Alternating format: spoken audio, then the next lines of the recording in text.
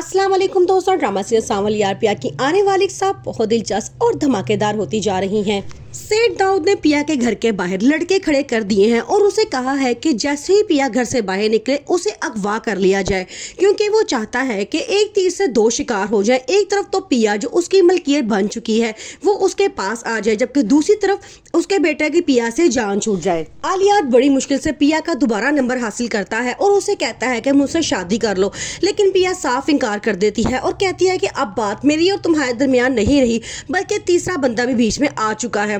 वो कहता है कि तुम क्या कहना चाह रही हो, तो आगे से पिया उसे कहती है कि तुम मुझसे मिलो, मैं तुमसे मिलना चाहती हूँ। सांवल ये बात अच्छी तरह जानता है कि सेठ दाऊद के बंदे पिया के घर के बाहर खड़े हैं, इसलिए वो भी हर वक्त बहुत चौकन्ना रहता है। वो पिया से कहता है कि मैं आपकी हर तरह की मदद करने के लिए तैयार हूँ, अगर मौका मिले तो आप मुझे आजमा कर देख लेना। अब पिया फैसला करती है कि सांवल से मदद ली जाए।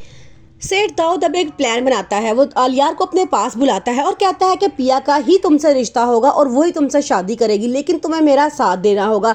इस पे आलियार कहता है कि आप कहना क्या चाहते हैं, तो वो कहता है कि मैं ये कहना चाहता हूँ कि अगर घी सीधी उंगलियों से ना निकले तो उंगलियां टेढ़ी करनी पड़ती हैं। आलियार कहता है कि मुझे आपकी बात समझ नहीं आई। वो कहता है कि अभी मुझे थोड़ा सा टाइम दो, मैं तुम्हें सब कुछ समझा दूंगा कि मैं कहना क्या चाहता था। पिया ने अब फैसला किया है कि वो मूसा से बिल्कुल भी नहीं डरेगी और ना ही ये घर छोड़ेगी। उसने कहा है कि अब जिस तरह के भी होंगे मैं खुद उनका मुकाबला करूंगा। इसके बाद बहुत परेशान है। वो कहता है कि नहीं, हम मूसा का मुकाबला नहीं कर सकते, हमें ये घर छोड़ के चले जाना चाहिए, लेकिन पिया बिल्कुल भी तैयार नहीं है।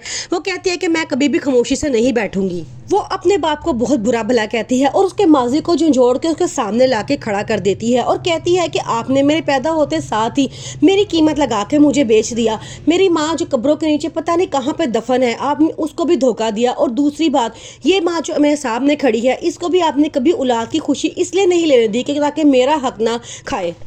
असलम के घर की निगरानी हो रही है और ये बात सांवल ने असलम को खुद जाके बताई है, लेकिन असलम कहता है मैं क्या करूं, मेरी बेटी जिद पे अड़ गई है कि वो ये घर छोड़ के कहीं नहीं जाएगी।